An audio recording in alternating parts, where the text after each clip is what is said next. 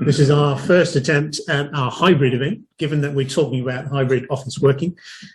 We thought we'd give it a go. It's an experiment for us. We're learning. So do bear with us as we go through it and as we try to handle some of these issues that might come up. I'm delighted to have an eminent panel of experts with us today to discuss this very interesting topic of hybrid working. Over the last couple of years, we've seen that people have had to work from home as part of the pandemic, but there's clearly been some benefits as a result of that. And people have gotten used to a certain style of working, a certain blended style of working, and certainly for some people that works. For others, it doesn't. And we're here today to really discuss and explore a number of the issues around hybrid working. For example, Andrew here from Boyce Turner, who's a partner of Boyce Turner Employment Law, will be talking about what are the legal issues, what are the ethical issues around hybrid working. We've got David from Vale Williams, who's partner in at Vale Williams, will be looking and exploring, and he's a main speaker really around why is it that hybrid working is attractive to people and to businesses, but also what are the gotchas? If you're thinking about developing a hybrid working environment, what are the things you need to think about as part of that? And David will be elaborating there. We have Claire from Morgan Lovell, and Claire's firm, and Claire herself actually designs hybrid offices. So how are they different? What's different about them? We'll learn a little bit about that too. And of course, Jim Rogers, delighted to have Jim from Grant Thornton, partner there. And Jim has recently taken his staff across to purpose-built hybrid offices. So you're keen to understand how it's working out for Jim as well. So thank you very much for joining. And I'm going to now just ask Andrew to say a few words in terms of welcoming you to Boyce Turner. Thank you, Gurpreet. And yes, good morning and welcome to everybody, whether you're here in person or joining us online. As Gurpreet said, we thought it'd be a nice thing to do as we're talking about hybrid working to run a hybrid event as well. I think this is, speaking to Steve from our facilities team, I think it's the first time that we've attempted to host an in-person event back at our offices since the pandemic. I'm approaching the hybrid style as well, and I've got a suit on, but I'm not wearing a tie, so I'm trying to navigate that and find a halfway house. The very fact that we're able to host an event here in our offices is a point worth noting as well, because of course these offices, and Nick at the back may correct me on this, I think we moved into these redeveloped offices in about 2013, 2014, something like that. So our office space that we currently work in was not designed for the way that we are working now. And so it's fantastic that we're able to host an event like this in the space that we have available, but we've got decisions to make as well about, well, do we need this sort of space? How often are we going to use it? So there is an awful lot for us to consider, as there is for all businesses, both in terms of their physical property space that I'm sure Claire will talk about a bit later on, but also more of the legal questions about how we want our employees to work and what's the right approach to take with them too. So I don't want to steal anyone else's thunder on what they're going to talk about during the course of the morning, but there is a lot of interesting stuff to get through, and I'm really grateful that you're all able to join us here this morning. So back to you, Gurpreet. Super, and thank you very much for being such wonderful hosts. So you should be able to see the slide deck now, and I'm just going to say a few words in terms of ethical reading. I've talked about our speakers. Delighted to have them with us today, and they'll explain a little bit more about who they are and what they do in their organizations when we get onto the Q&A element as well. So thank you, Andrew, for welcoming us to Boyce Turner. I'm going to just say a few words around ethical reading. Then I'll hand over to David, and David will be our main speaker today, and we'll have a little bit of a Q&A between the panelists and then open up to the audience, and then finally a wrap up. But before I go any further, I really want to say a huge thank you to our partners and supporters. They actually enable us to do what we're doing today. So without their support, we couldn't do it. So people like Boyce Turner and Jim and David, thank you very much for that. And if you're interested, if you're a business out there that wants to join this community of ethical businesses, we'd love to talk to you. So what is Ethical Reading? Well, we're really a not-for-profit. We're a community interest organisation. Our focus really is to encourage and embed ethical behaviour inside organisations. We want to inspire people that they have a choice when they make decisions, and we'd like them to make those decisions in the round. We want to provide tools so that people can get education around ethical issues and topics, and therefore make better decisions.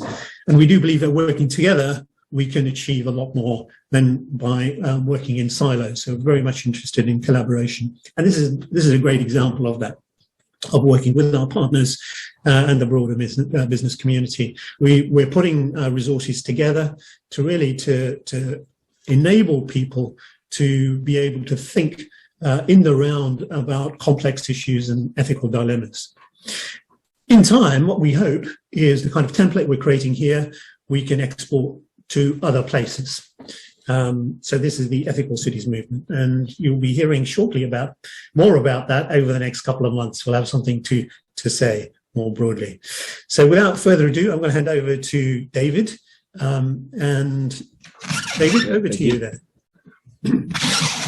Yeah, good morning, everybody. I have to admit that when I was asked to do this event, and with the date in early May, that I had assumed naively that everyone would be back in the offices by that point, because it was back in January time when you asked. However, the debate is still very much live in terms of what hybrid means for people. And certainly I've put, over the last 2 years in terms of what I do, I'm a partner in occupier advisory at Vale Williams, and I've lived and breathed with clients every sinew of the pandemic in terms of from the first lockdown of I've just paid all my rents to my landlords, can I ask for it back please, to I've got everybody working from home, do I need offices anymore? And I got quite incensed by a Guardian Technology article in the first lockdown where it says, right, that's it, we no longer need offices, and wrote an article which we published at the time of going, well, no, if you look at Maslow's hierarchy of needs, we are a social species. And as we've come through the pandemic, from that initial surge of productivity, we then got into burnout, we then got into issues of loneliness. And so really, in terms of what I'm going to talk about today, is garnered from how we've been advising our occupier clients over the last 24, 28 months, in really that there is no one size fits all. Every individual is different, every organization is different, and every office environment is different. But hopefully this will give you a few things that you can begin to think about in what your policy should be and how you should approach it. So I haven't got my notes pages here, but hopefully we can get through. Article relatively recently, end of March, going back to the office, do these things to have a stress-free return. And the experts say, and these were things like, check your commute, make sure you lay your outfit out the night before, check in with a colleague. And I just read this and thought that if this is the quality of what is going out there in terms of how to get a stress-free return, we need something a little bit more. But thankfully, we have somebody that's going around, I don't know whether you can see that, but it's from Jacob Rees-Mogg. Sorry you were out when I visited. I look forward to seeing you in the office very soon. So if you want to take a leaf from our government, you can just go around leaving notes on people's desks, and that will encourage a return to the office. And I've titled this the polarization rabbit hole, because it is becoming very polarized. If you look at some of the headlines that we've seen over the last 2 years, it does become very emotive. And the thing about the note left on a desk, it doesn't explain any of the why in terms of what we're looking to do. it's a bad habit, it's ruining the economy. Well, yes, in certain locations, and this becomes very polarized in terms of the local coffee shop. If, however, you're saying that it's ruining the economy because productivity of being as a we rather than an I is beginning to dip, then yes, we do have an issue. And you mentioned earlier, law firm says staff can work from home, 20% less pay. Doesn't touch the why. People from working from home productive half an hour less than an office. The article doesn't explain the why. And one that we were talking about, virtual meetings make creative problem solving harder. And when you've got the CEO of Zoom halfway through the pandemic turning around and going, we've got too many Zoom meetings, you know you've got a problem.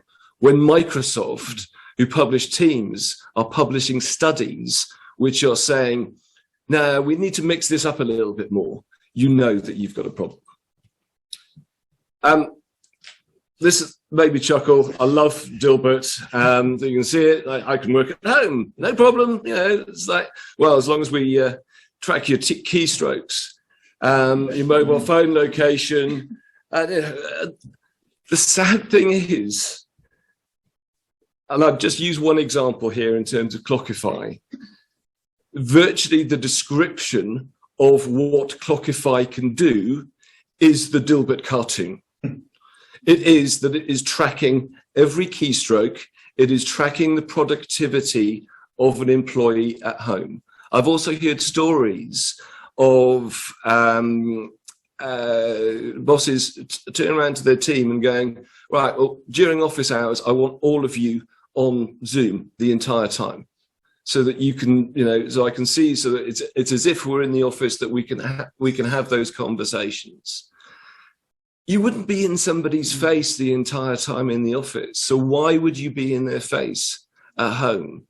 And I think that I'd cast this in terms of good organization, bad organization, in that there is no one size fits all in the way that we're looking at these things. So return to the office. The genie is out of the bottle. We all know that there is benefits in having flexibility. We know that people have changed their routines in terms of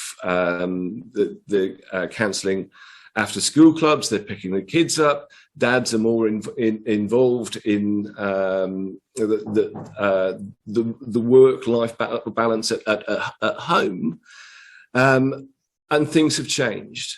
There is a realization, I think, from most employers that some flexibility, and I don't say that from a flexible working point of view, some flexibility around where you're working is going to be the new normal, as much as I hate that phrase, but it's what that balance needs to be.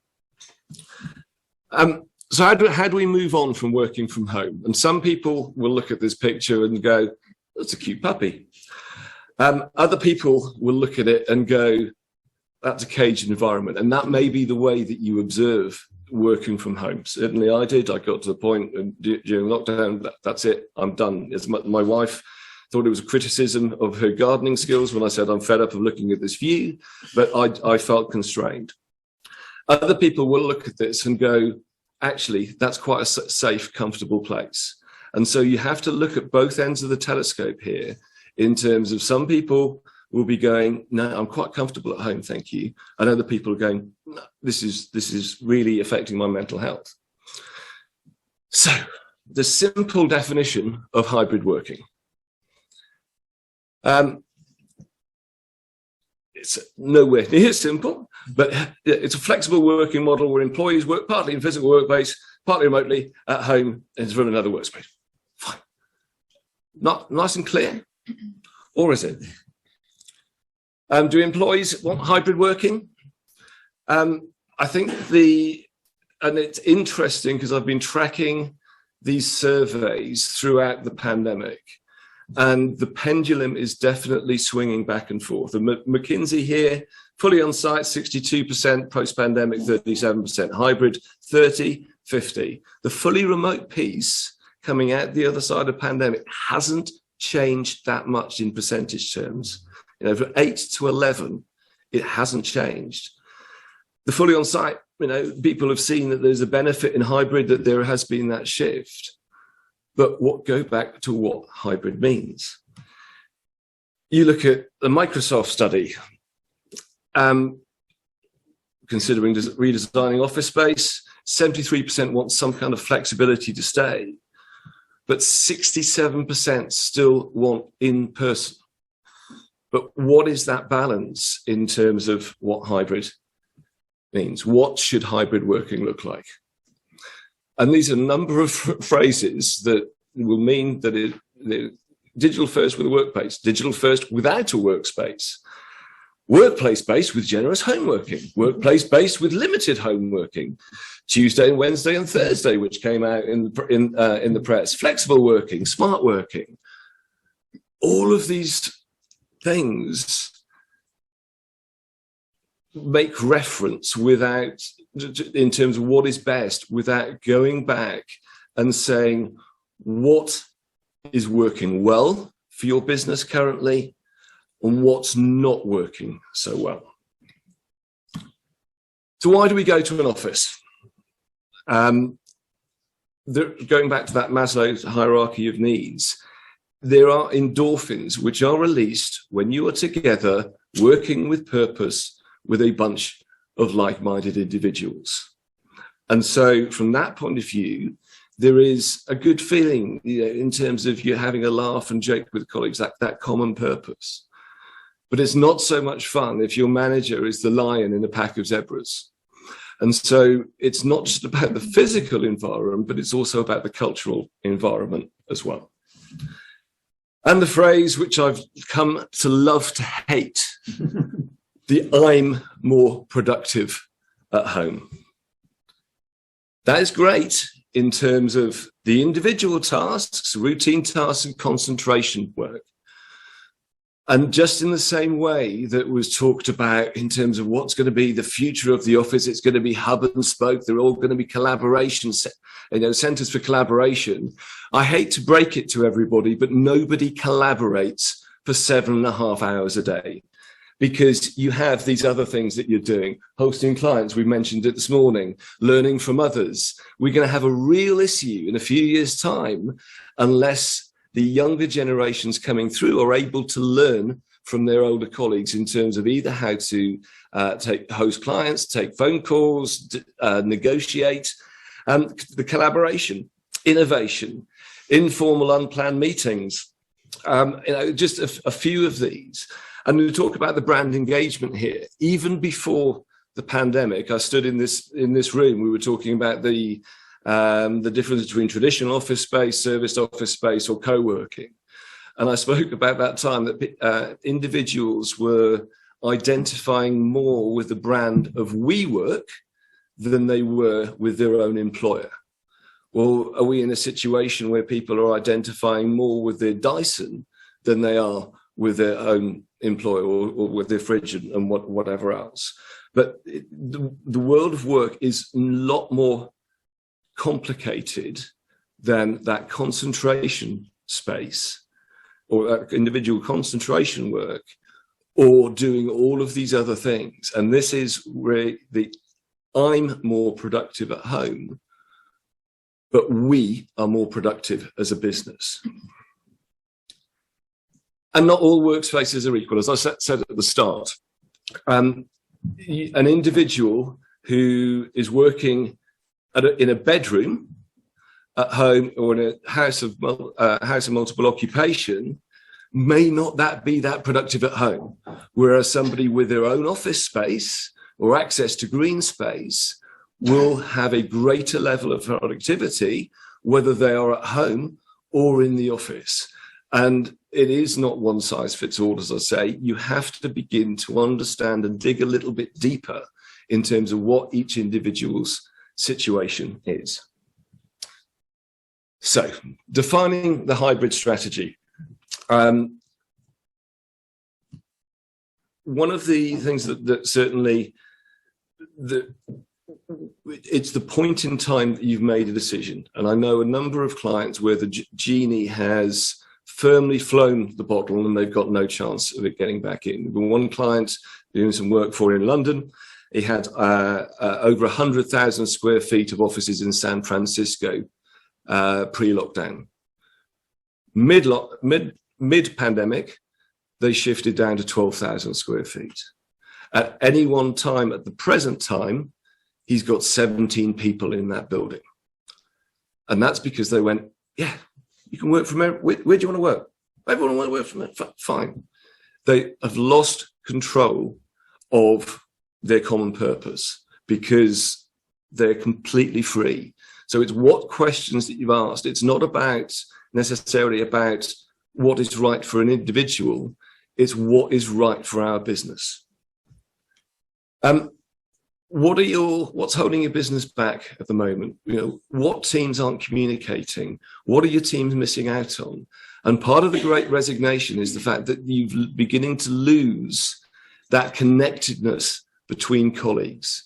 So if your HR team is screaming, saying, "Oh, well, we've had however many resignations, and we're struggling to recruit," part of that could be that there is not that brand, that collegiate atmosphere that you're able to offer. What are the individual and team roles, the complexity of tasks, which goes back to the earlier diagram that I showed. If it's all concentration, and individual work and just literally banging the table with doing the same thing over and over again, then fine, it can probably work at home. However, the world of work is more complicated than that. Have a think about the setup at home. What does it mean for people in terms of their physical setup, their mental setup, emotionally? And what I mean from that is that, there are people who've been working from ironing boards in their bedrooms. What are the long-term issues that you're going to be developing in terms of motability, mentally, in terms of loneliness? What is the individual situation, but also emotionally, where you've got situations and even sort of picked up in terms of the husband prefers the wife to work from home because he's now got used to that and his tea's on the table a little bit earlier. That's not really empowering from my point of view, and it is slightly scary. What are the complexity of tasks? Forgive me that I've done that, put on there twice. What's the effect of working from home on client-facing activities? How are you beginning to hold your business back in terms of not hosting in-person events or indeed hybrid events? Because we are humans, we are connected. I've come in here this morning and everybody's shaking my hand. 12 months ago, 18 months ago, everybody go, yeah, fist bump or elbow. But what does hybrid mean for your business? And going back to this we point versus the I, and I would urge you that next time you either want to say, I'm more productive at home, or somebody says to you, I'm more productive at home, challenge them in terms of the we are a business piece. But going back to the point of not leaving notes on people's desks, begin to explain the why of why there's the benefit of embracing hybrid. That yes, people can have more flexibility, there is ability to have the concentration piece, but it is all those other tasks, those connections, that collaboration, the brand, the engagement in terms of the benefits of what you have. But also a very fine line to be walked in terms of the model, how will your model that you choose impact on recruitment and retention? Because certainly we're beginning to see interviews where somebody's going, yeah, well, I just want a home-based. Or I want to be in the office. Please tell me that, I can come into an office 4 or 5 days a week. And so again, everybody, but think about what is best for your business. Personally, we've implemented a smart working policy. We're saying it's 3 days in, 2 days out. The reason that we've chosen a minimum of 3 days is the studies by Gensler and others that says unless you have that level of connection at 3 days together, you begin to lose those ties. And so that's a deliberate choice by us to be encouraging that. And again, the point that I made is how will younger team members learn? We're already in a recruitment crisis, and certainly in professional services, in that there is a real pinch point where graduates weren't employed after the 2008 financial crisis, where those middle levels coming through just aren't there. Well, what if, I'm predicting now that 5, 6, 7 years' time, we may be in further tightness from a recruitment point of view because those people weren't there. They've just not been able to vicariously learn from others.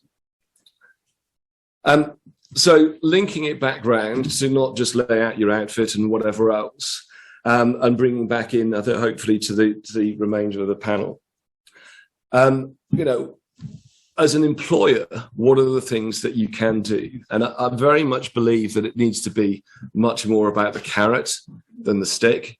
We've heard stories of the BBC, for example, where staff have moved away, that they're just getting an Airbnb on a Tuesday night. They come in on a Tuesday, work on a Wednesday, and management are turning around and going, no, we want you in on a Monday and a Thursday, which throws out the economic model of them being able to save costs by being elsewhere.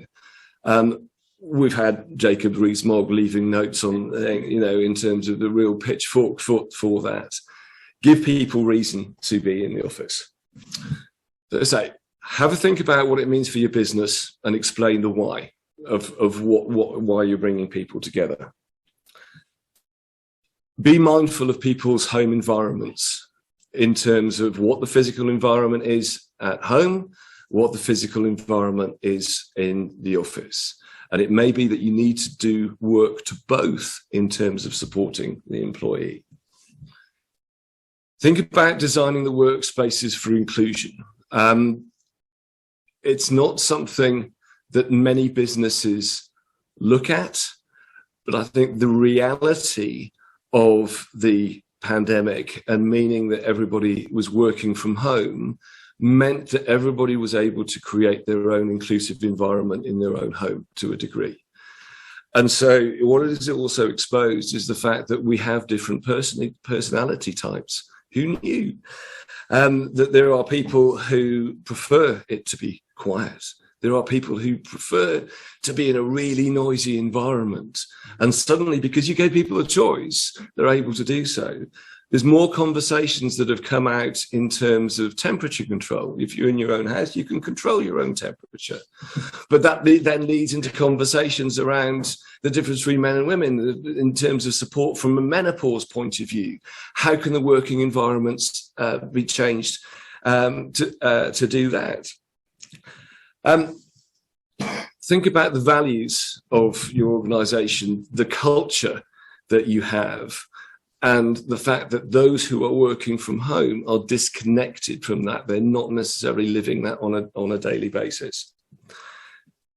Think about the energy efficiency. People can have the choice and control of their own space at home and the choice of energy providers, particularly with what's going on at the moment.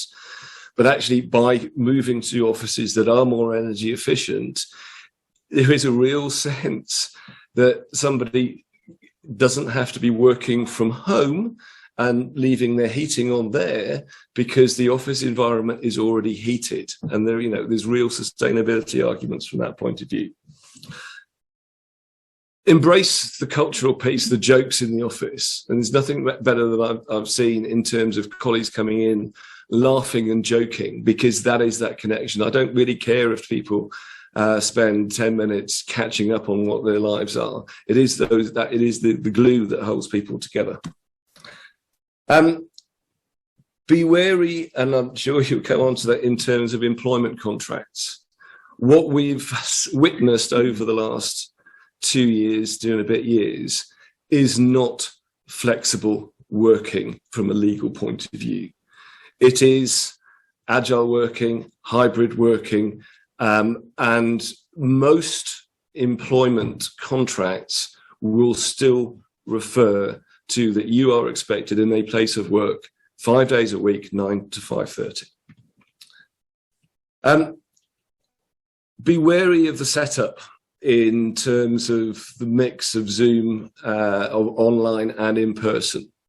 And certainly we've talked about the mental health. It is no one size fits all. Think about individual setups. And finally, be prepared to be flexible. What you are putting in place today to improve your office environment, to encourage people back into the office, may not be what you need in 3 months' time, 6 months' time, or 2 years' time. The pendulum is still swinging here. We are beginning to see firms in London already turning around and going, yeah, well, I know we said you can be 2 days a week, but actually we want you back in 4 days or 5 days. And it's only where they're able to improve the environment, to give a better environment than at home, to give people that carrot and to give them a better experience in the office at home, where that's going to work, because they're explaining the why. And that's, I'm conscious I've run over a little bit of time, but no, any brilliant. Questions? Well, that's brilliant. Thank you very much, David. Let me just stop sharing the screen, the slides, so people can see everyone now.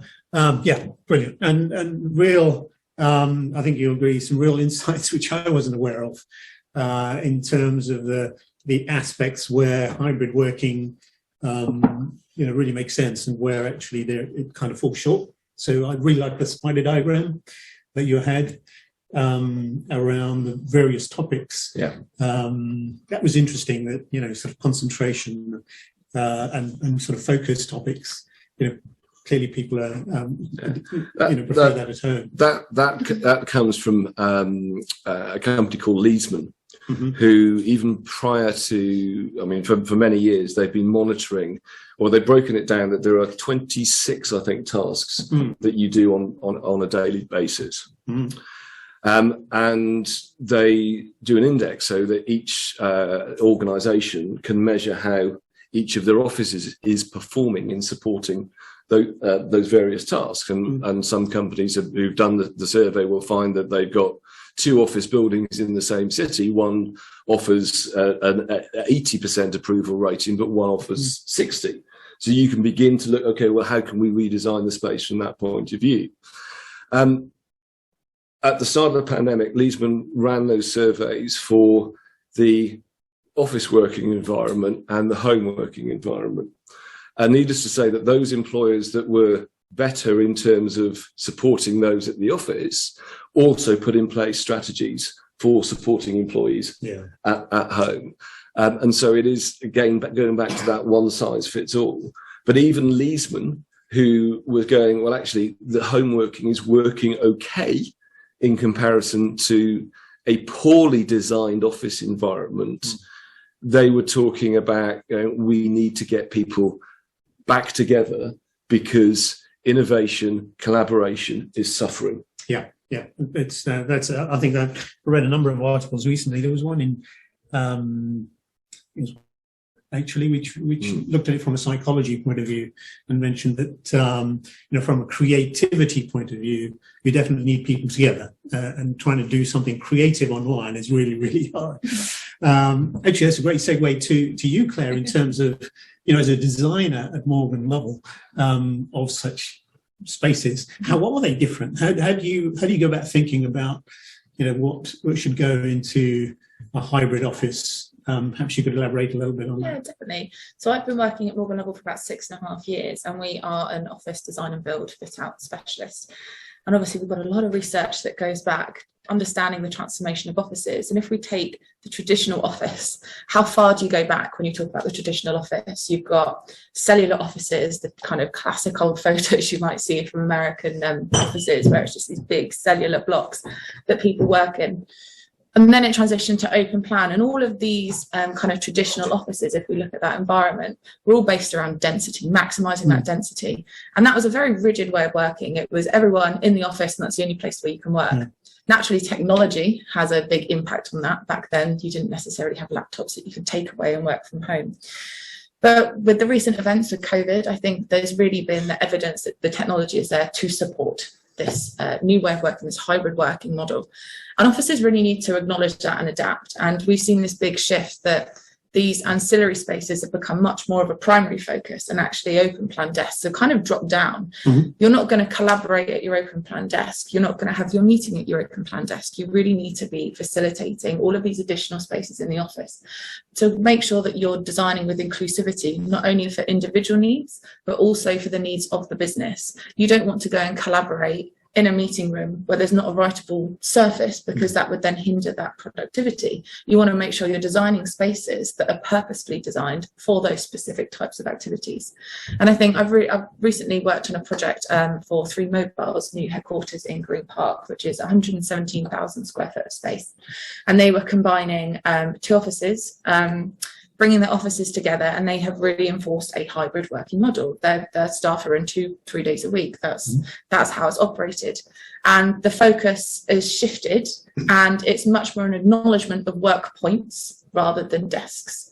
Some people may not need to sit at a desk to do their job. They might actually be coming into the office, and it's this recognition of going, well, we need to bring people in. People collaborate better when they're together, which is what we've established through the conversations thus far. And it's going, well, that person might book a desk, but they might only be at their desk for half an hour that day because they're in and out of meetings. So with this model for 3 Mobile, they're really key driver was designing in this hybrid working model, but also diversity, inclusion, belonging and well-being. And that was one of their top agendas. And I think it's something that can quite often float under the radar. With this space and how we designed in high energy zones. So we talk about this social connection. We had a whole dedicated games area up on the 4th floor, which then as you transition through that zone, you get a nice blend from going this high energy zone, which might be Friday afternoon drinks or lunchtime where you want to go and you want to get that stimulation from other people. All the way to chill rooms, which are basically rooms which are no phones, no laptops, you're there, you're focusing, you're quiet. It's not for working, it's for reading a book, it's for listening to a podcast. And it's really designing in that inclusivity because, as you said, not one size fits all. That's brilliant. That sounds like quite a different kind of space to your traditional, little cubicle where you work. And Jim, turning to you, because you recently moved your entire group to in Reading to hybrid offices. How is it working out for you? Good question. Hi, so Jim Rogers, practice lead of Grant Thornton around the Thames Valley. We have an office in Oxford, fully hybrid, Reading, fully hybrid, Southampton, fully hybrid, whatever that means. We might come back to that. It's going well. I mean, we are, I listen very carefully, I've written a few thoughts at you. We are fully hybrid, we've gone down that path, absolutely committed to making it work. We are keeping offices. We don't want an office, teams and remote teams separate. We don't want that at the moment anyway. Evidence so far is our teams are more productive, interestingly, individually and collectively, whatever that means. Offices do have different purposes now, which you might come on to in a minute. But certainly the officers don't do the same things they did before. Everything is much more intentional than they were, because everything can't happen in the office because people are hybrid, aren't they? Going back, every candidate that applies to us wants flexibility. It's there at the top of their list. If you don't have flexibility, they won't join us, period. So I wrote down those 3 or 4 things. We try to be a trusty organisation, I suppose. So if you step up at the why, for us, we have 2 overriding principles. One, work is an activity, not a destination. That's a big thing that we talk about all the time. So it's actually so people should be where they do their best work, and therefore we give it people. The other thing we have a lot of before is freedom with responsibility. So we give our people huge amount of freedom, almost complete freedom in many ways. They can work where they want, when they want, massive autonomy, massive individual responsibility. But that comes with that is responsibility. Responsibility for them as individual, responsibility for their clients, responsibility for their teams, responsibility to keep their calendar up to date, responsibility to be contactable, all that stuff. So it's working well. Our design office, I think you guys did it, forgive me, I don't remember. So a real So luckily, our old office was 10 or 15 years old, so I had offices in it. It was an office. We had rows. Now we've got nothing that you wouldn't expect. A whole bunch of different spaces, round tables, individual rooms, individual booths, big kitchen areas, different tech stuff. It's just a sort of collaboration space, really. We don't. So people come in to collaborate, not to work. Clearly, you can't collaborate for 7 hours, so people will be at their desks. We've got more tech now, and everybody wants about 3 monitors each, and all this kind of stuff. Got a whole room full of monitors where the youngsters and future leaders come in, take 2, and so people are zooming around all the time, working together, working as a team, working in booths, working on desks, and so far it's going really well. I really agree with you. We are absolutely open-minded. We consult every quarter with our teams, as you all will. We'll work it out over the next 2 or 3 years. But at the moment, we're all in on the hybrid. But you're keeping an open mind in terms of, just like it's really, we don't quite know where it's going to go. I found the 10% stat about being at home permanently interesting. We'll agree with that. 90% of people say they're all connected, interesting enough. But the other thing about our business, which might be different for others, is that we have people all over the world and all over the UK. So people will be jumping on calls all over the place, which of course technology enables us to do, and historically we couldn't. So I might be in the office and speaking to all kind of people from different offices and different, which is so powerful, which is where probably the productivity comes in. I want to talk to my clients. I can talk to 10 in a day, face to face. I know it's online. Supposed to doing 2 if I was driving down to Southampton. So I used to get up in the morning, drive to have a Costa coffee by myself at 7 o'clock, get to a meeting at 8, have a 45 minutes, be in the car for another 2 or 3 hours, get to somewhere at lunchtime, have 45 minutes with somebody, grab myself a really poor sandwich, and then pile somewhere else, and the day's gone. I've travelled millions of miles. I've met 3 people. Now I can do that between 8 and 9:30. I know it's not as productive, by the way, so it's not a one-size-fits-all. Of course, we will meet people, and we do, but we're a massive advocate of the flexibility that gives. In terms of the space you have now, are there things you can't do that you could do before? Have you lost something? That's a really good question. I don't think so. Well, we haven't got as many desks as we had before. So certainly we are 1 to 4 times a week. 20% of our people haven't come in yet since we've been tracking this religiously, so we need to be careful about that and find out and ask them why. So we have some people that want to come in 5 days a week. We don't want that either. We want the youngsters, the future leaders, to come in 3 or 4 days a week because they absolutely need that. So I don't think so. We just got a similar size of space, but much more collaborative and less density. So it's much more zooming around, doing stuff as opposed to sitting there. If you've got, as we said, if you've got work to do for the day, then you just stay at home. Yeah. Does that make sense? Yeah, and you mentioned earlier you're tracking productivity, and you've seen productivity improve. How are you measuring it? Well, so it's a good question. It's out. So again, this is for today. 5 years' time, 10 years' time, will be fascinating, won't it? Yeah. And we'll look back at 5 years. Crikey, what were we doing there? So we track it. We're an accountancy firm, so we can track it by hours. Okay. And we can track it by all kinds of metrics, which are not around. Well, they're not very soft metrics. I completely accept that. They're hard metrics. Okay, and that's showing an upward trend. Well, it's showing consistency. Yeah. Certainly. Yeah. I mean, it does help that at the moment the economy is buoyant, isn't it? Yeah. So it'd be interesting if it's not buoyant. If you fast forward 6 months, 12 months, there's lots of wins. Yes. So it might be a function of the economy, and we can't pretend it's necessarily all us. It might be a function of the economy and not necessarily of our approach to work. But we need to keep our eyes very wide open. Cool. So thank you very much, Jim.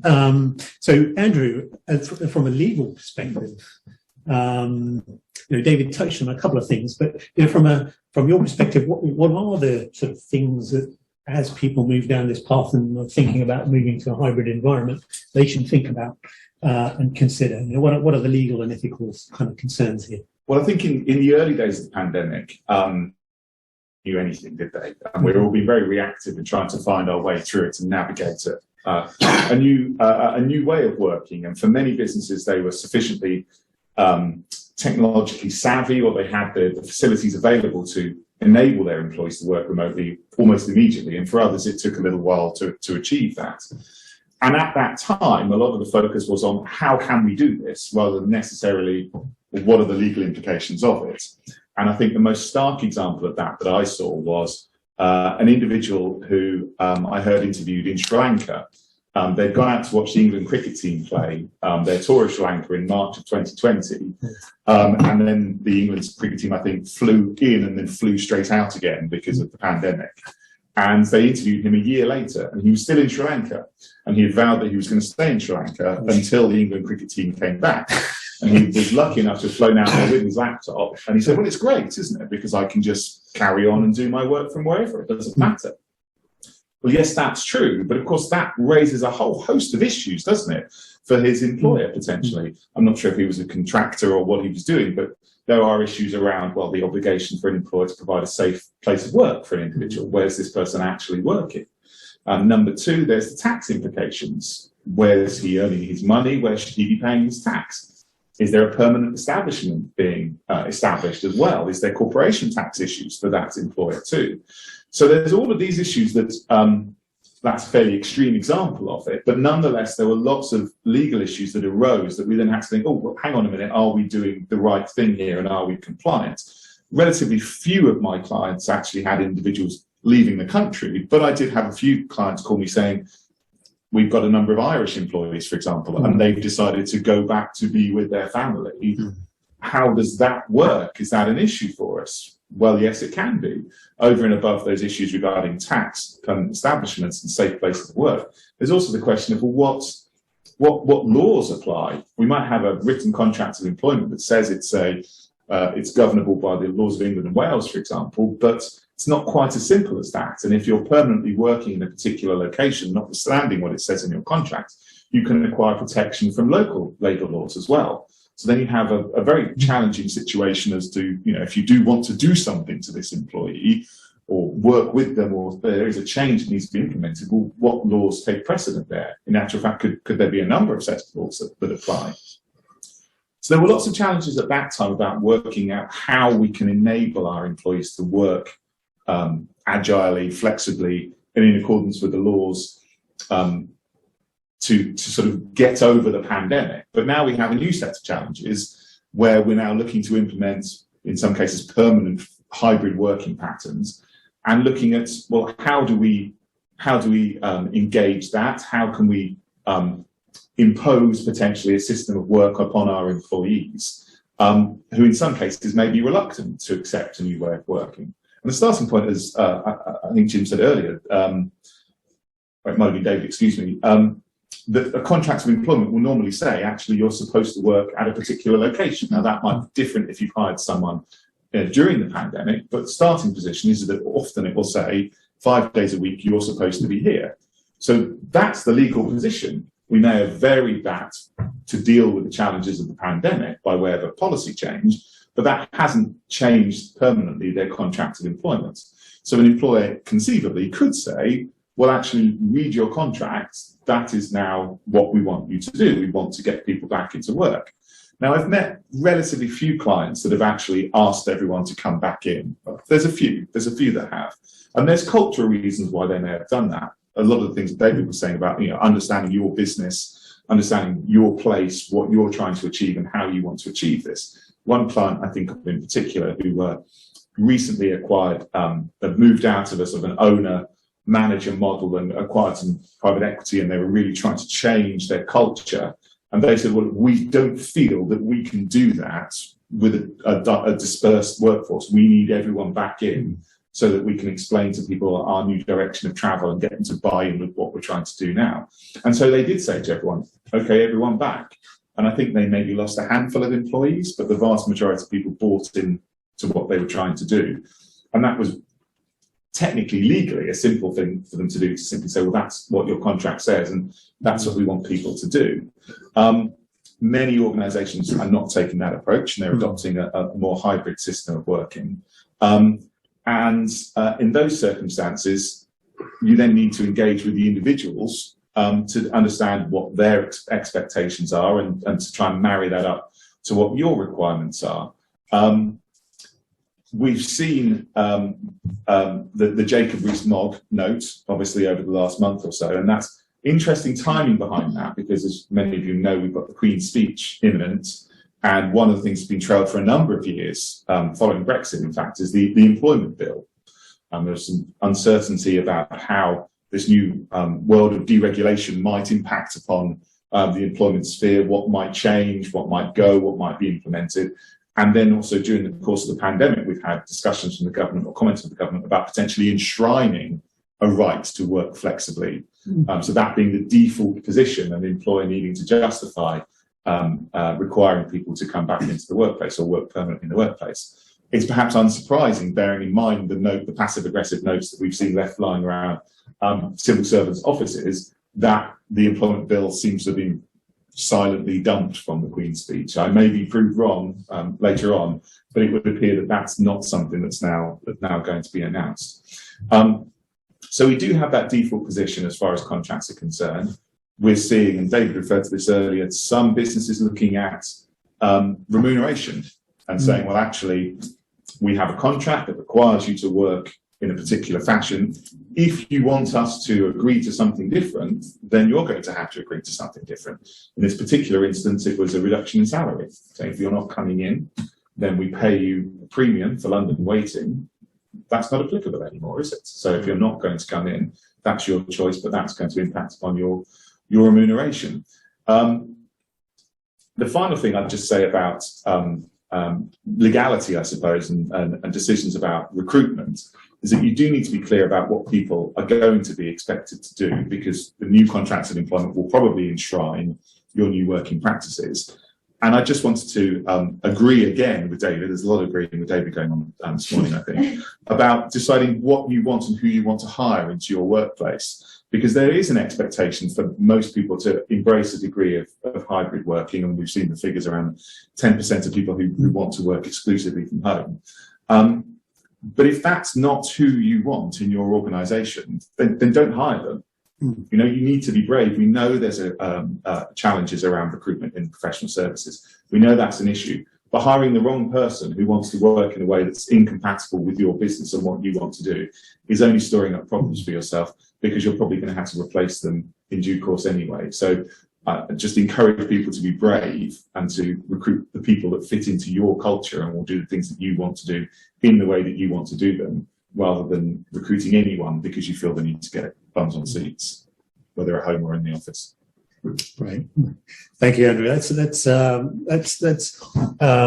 interesting insights. And I think one point that you made, which I find quite an interesting one, is the notion of I think you raised it as well, David, in your news item, which was the notion of differential payment. You know, so paying people differently based on whether they are working from home as opposed to being in the office. That's almost like a tariff, isn't it? You know, rather than having an outright ban on goods, you have a tariff for different countries based on goods and so on. It's like a tariff on different ways of working. Well, that's right. And one of the real challenges, actually, that we're going to see over the next few years is the potential problems of 2 or 3 tier workforces. So you have a group of individuals who are working in a particular fashion and another group of individuals who are working differently.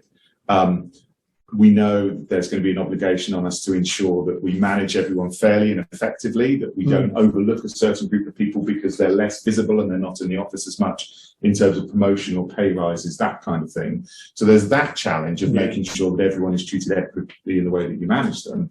But yes, will we see more and more businesses saying, well, actually, we are going to look at remuneration differently? I think in the Thames Valley, we faced quite a lot of challenges over the last year where we've lost colleagues who have taken the decision to move up into London because what previously was unattractive for them because of the commute and the travel and the time commitments is no longer as unattractive, and they're willing to take the pay rise that then comes with that in exchange for taking the train up into London 1 day a week.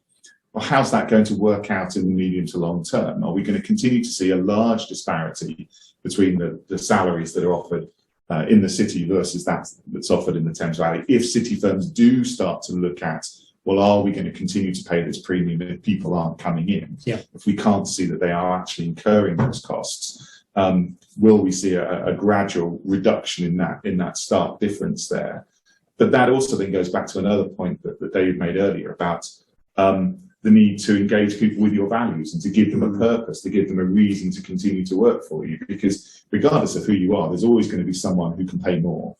And if people are less sticky, if those connections within their team and within the wider firm don't exist in the way that they did previously, if the culture is not as strong because you're not spending as much time, then people may be more likely to leave. So what is your offering? What's your USP? How can you engage people and encourage them to stay? Great. Jim, what are your thoughts on this differential payment? Is it, do you think that's, are you looking? I was about to ask the same question, really. I mean, we're wrestling with it. We have people that used to work in London, move to Cornwall, catch a train once a week. Now, is that, as long as they're, and then the principle must be, as long as they're doing their job to their best ability and they're being respectful to their teams and the learning of other individuals, I suspect what will happen, I think, is that we will want people back. We do want people back 2 or 3, 4 days a week, depending. So I think for us, 1 day is not enough. 5 days is too much. I'd love to ask a question about what the future offices are in that scenario, where the office is empty Monday to Friday, and we'll come back to that. So I think it'll settle down that as businesses, we expect them back 2, 3, 4 days a week. Then I don't think many of our people will be commuting from St Austell into London 2 or 3 days a week. And of course, they need to be to clients in our world. I know it's different in different industries, but they need to be at clients. They might say, we need to be in tomorrow, please. So the client wants you, and goes, I'm sorry, I'm in St Austell today, or whatever it is, can't come in. I mean, that isn't free. I talk about freedom with responsibility. The responsibility is for them to be where we want them to be, or their client wants them to be. The vast majority of the time, they can't say, I don't fancy it today, which is where the legal things come in. Can I ask the question? Yeah, sure, absolutely. Yes. So what is the future of the office then, you guys? So lots of business paying 7 days a week, aren't they? When they're basically pretty full, Tuesday, Wednesday, Thursday, unless things change. Monday, Friday, typically not that many in. Is that going to, humour me, let's fast forward 10, 15, 20 years, that's not too difficult. It's difficult because you don't know, do it. What do you think? How will it play? Should I start off? You start.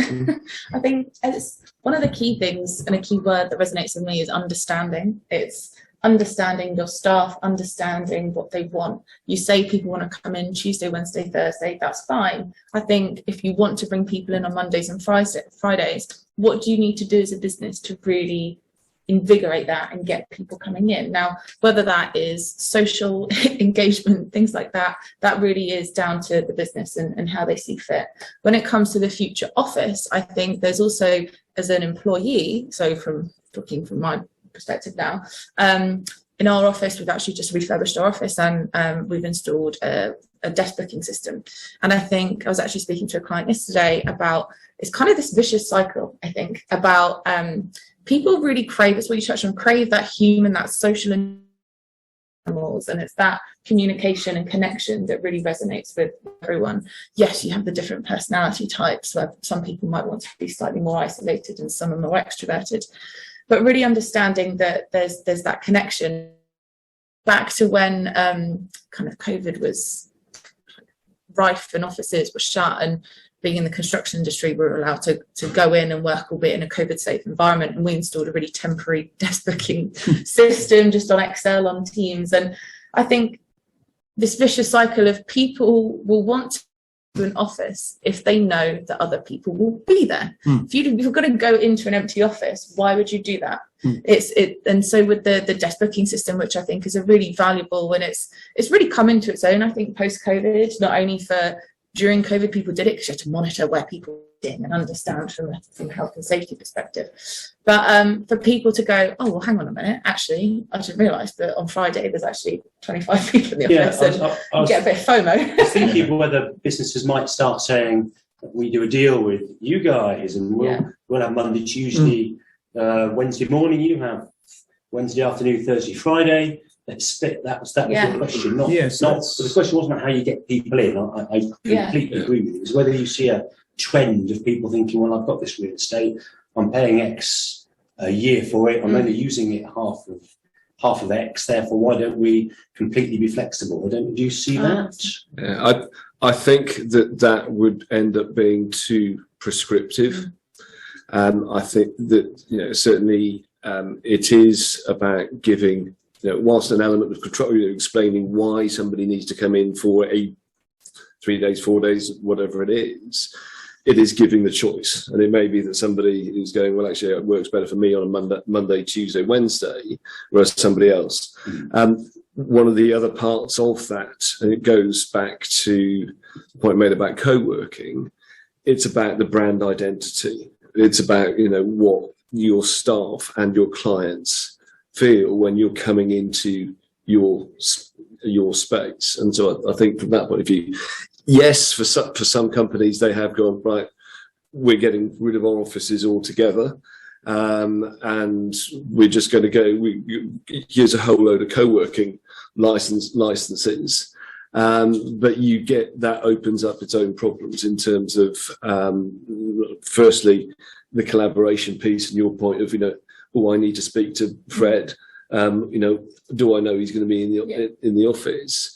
But also those chance encounters and really, going back to what's holding the business back. And I think is you're more likely if you do a scenario where one organisation's in 2.5 days a week, the other 2.5, you're more likely to be in, you're more likely to get density, you're more likely to have you're more likely to meet people, you're more likely to. Whereas if you've got 5 days and you're 30% occupied all 5 days versus being 80% occupied 2.5 days. I don't know if anybody. This is a completely different question. I've no idea. It's one for Nick to answer, because I think from a landlord and tenant law point of view and an alienation subletting point of view, you're creating a whole host of issues there where most leases will say that you are not allowed to share occupation without.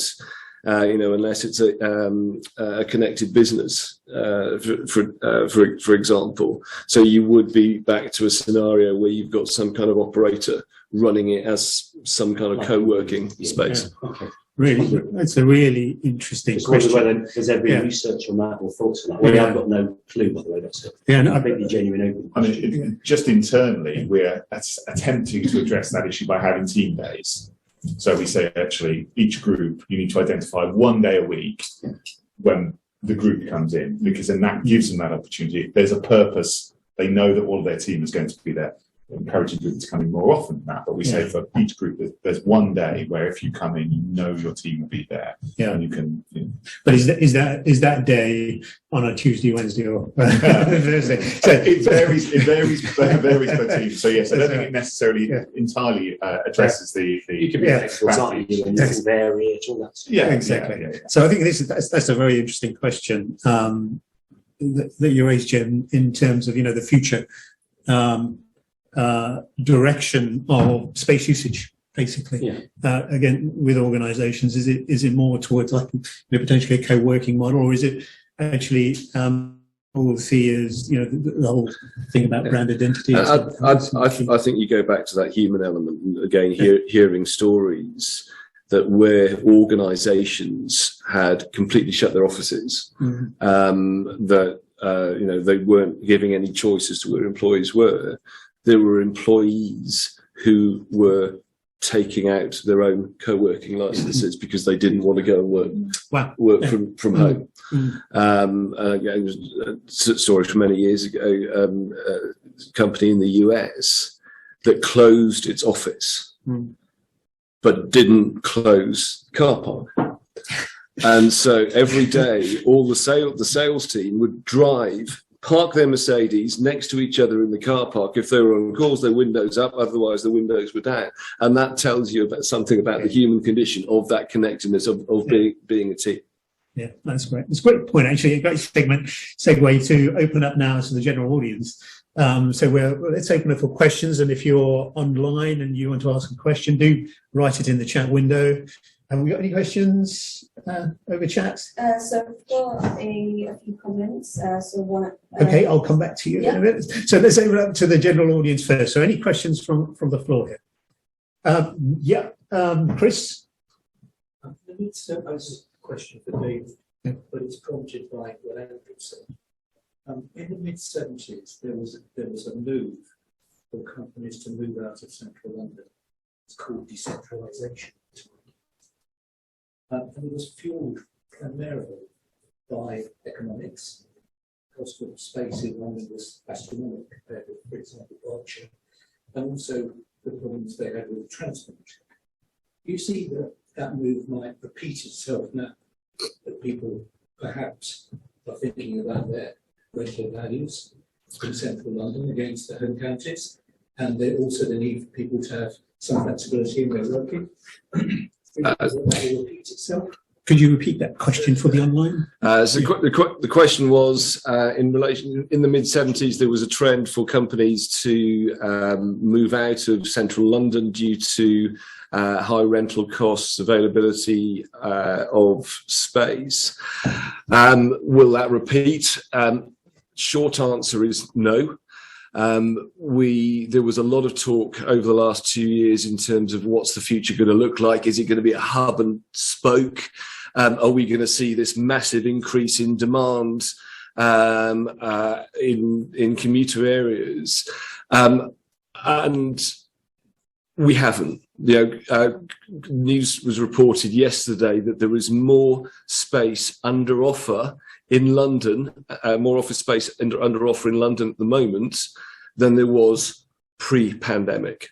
I think there is a flexibility in terms of people how they're commuting in.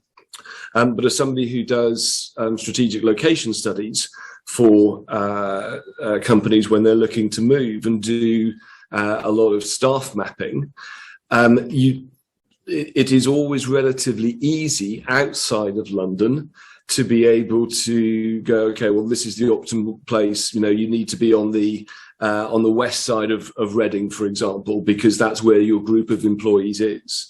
Whenever I do the same exercise for companies that have a base in London, there is no intelligence that you can bring to it in terms of a trend, other than going, okay, you need to be somewhere where a north-south tube line crosses with an east-west tube line. And so in addition to the amount of space that's under offer in London, we're also seeing record rents in London as well. So other than that, there is some move in terms of companies like Grant Thornton are likely to see the populations of their Southampton or Leicester offices increase because people have got more flexibility. The prestige and location of a London address is going to remain. Does that answer your question, Chris? Yes, thank you. Thank you. Yep, Nick? The generational thing, either from a statistical point of view or from actual realised activity, when we talked about the amount of people in that hybrid midsection now, is there a link at all with the age profile of the workforce? Because obviously the younger generation's far more used to technology, far more adaptable. Is that still a thing at all? Who would like to take that? I'm happy. It was, to be fair, both of the realised... You want to start with that, David? If you could repeat the question. I think it goes back to... Could you repeat the question? Oh, sorry.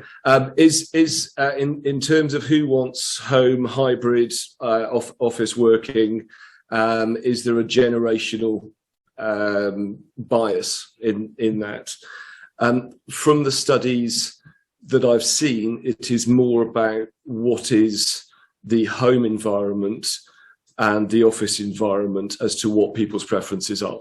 So a lot of younger staff will be in HMOs or flats who may be desperate to get back to a social office environment versus a senior manager who's got his very fancy office built in his garden, money's no object, or he's got an office an office, a cellular office within the office as well, that he's quite comfortable working from home. So it's not that one size fits all.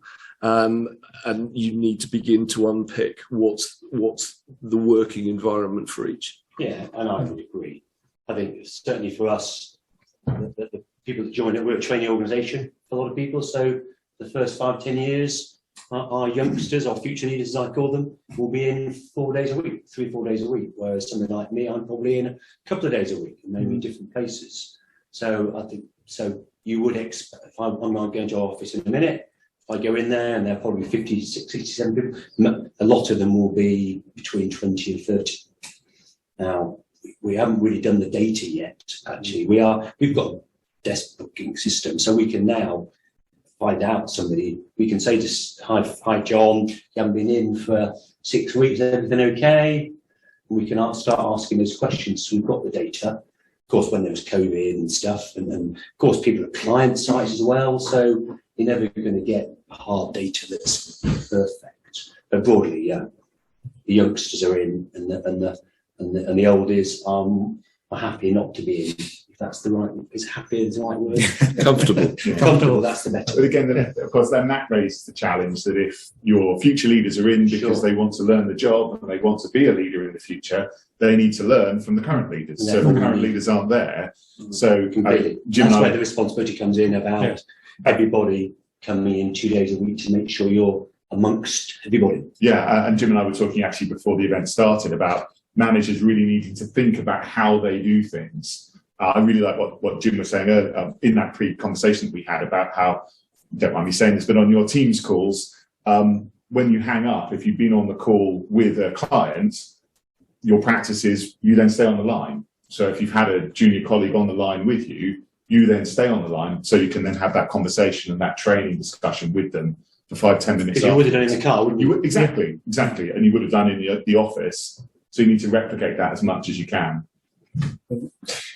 Joanna, can you share a couple of questions from the chat window? Yeah, sure. So I've got 3 comments in total. So one from Ian. So this one was submitted during David's presentation. So the comment is perceptive to add would be those who cannot work from home. For example, factory workers. They seem to be ignored in this debate. How do they feel? And how can the connection between home workers and factory workers be sustained? Absolutely fantastic question. And I can't remember the exact statistic, but in this great office office debate, or this working from home piece that grabs the headlines, it is something. And forgive me if this is wrong, but it is something like only 23% of the population work in an office. For all the shop workers, the utility workers, the factory workers, and so on and so forth, hospitals, whatever it is, healthcare settings, none of those people had a choice. And so it is very much a white collar discussion around it. And I think you go back to the productivity piece. There is a reason that we have a factory, because there is a production piece. I remember many years ago, I went and sat on a production line making staplers. I get it. You couldn't do that if you were to one person doing one part of it and then you were shipping it off to somebody else's house. It just wouldn't work. In the same way that, from a social care setting, you can't really do that over Zoom. So completely agree that the debate is very myopic to a small proportion of the population. I was having a conversation last week at an event where someone was commenting about how the traffic in Reading it's gone back to almost pre-pandemic levels. It's terrible, isn't it, these days? So, when so many people are still hybrid working, it's like, yeah, but they're not, are they? Actually, it's a small percentage of a small percentage who aren't in. And actually, the vast majority of people who work in the shops, who work in the sandwich bars, who work in the restaurants in Reading, they're all still coming in. They're still all here. And then, of course, that raises the sort of societal issue, I suppose, about the need to get people back into the office to support the lunchtime economy and to support all of those businesses and organisations that rely upon people being in the office and going out at lunchtime and spending a bit of cash. Another one, Joe? So another question from Ian would be, the more hybrid things go, the more management has to be by objectives rather than attendance. This might also then apply to payment. However, collective achievement has to be factored in also to make hybrid really work, and upskilling in management technique is needed generally. Hybrid objectives, how to set them, measurable, measure them and apply with compassion. So how might this be achieved? One for you, Jim, because this is So could you try and summarise it? I'll give you a task. So you summarise the question. If I, and forgive me, Ian, if I've got it wrong, but let me paraphrase it. So as we move to hybrid working, the way we set objectives and the way we measure performance has to change. You talked a little bit about it before in terms of, you do give your people a lot more autonomy, but you also, that's tied with responsibility. So, how is that changing, the way you performance manage people, but also, let's start with that first. How does that change? The immediate thing is the role of the people manager has changed in an organisation. So a people manager now, the number of check-ins, number of reviews, number of short conversations has materially changed. So we all know that why do people say in an organisation pay isn't the key thing, as I said, typically around culture or how you're valued, and whether your team leader values you and supports you, and I love the word compassion. I think that was in there, wasn't it? It's compassion, and the difference between EQ and IQ, all that good stuff. So the instinctive answer, probably I haven't thought about deeply, is the role of the people manager. The role of coaching's changed too. So I don't know whether other organisations have, but we've certainly increased the number of internal coaches in our business, because the need to have really useful, fruitful, productive, fun conversations online is really important, albeit you never quite replicate. I asked our head of coaching recently, from his perspective, a lot of coaching, where are you on the, do you do drive miles, or do you do it? And he said, I can get 90% of what I need in an online coaching session. I can't get 100. Therefore, I will go, say if I'm doing 6 a year, I'll go a couple of times and I'll do 4 online. So I'm just sort of talking for the sake of it now. I think so the role of people managers changed, I think, and we probably monitor people. Monitor is an awful word. Check in much more often. We don't want it to work for everybody, not for. So the second part I remember now of Ian's question was around the upskilling of managers and the training. So is that something you're conscious of, that as they, you've already mentioned that they need to be thinking about the EQ side a bit more. Is that something that you're sort of explicitly focused on? I think we've changed hugely. Like all organisations, we'll do more online stuff, and we'll mix it up a lot.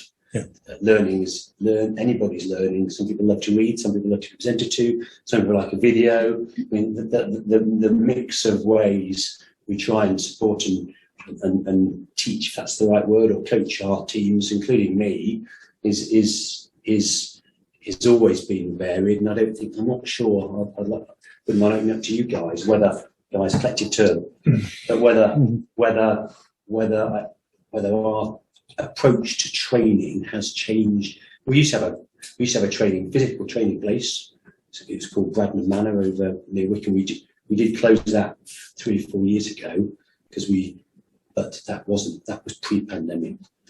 I think as an employment practitioner and therefore someone who deals on a day-to-day basis with poor management and the implications and the fallout of that, it's always been my perception that businesses in general don't invest enough time in training their managers and how to actually manage people. There's obviously exceptions, and some businesses are much better than others. But it's the PISA principle in play, isn't there? And there's the idea that someone who's a fantastic salesman is therefore, or salesperson is clearly going to be an excellent sales director. Well, no, they're not. And that's not something that you just gain by osmosis. You actually need to spend some time teaching people how to look after people and how to engage people.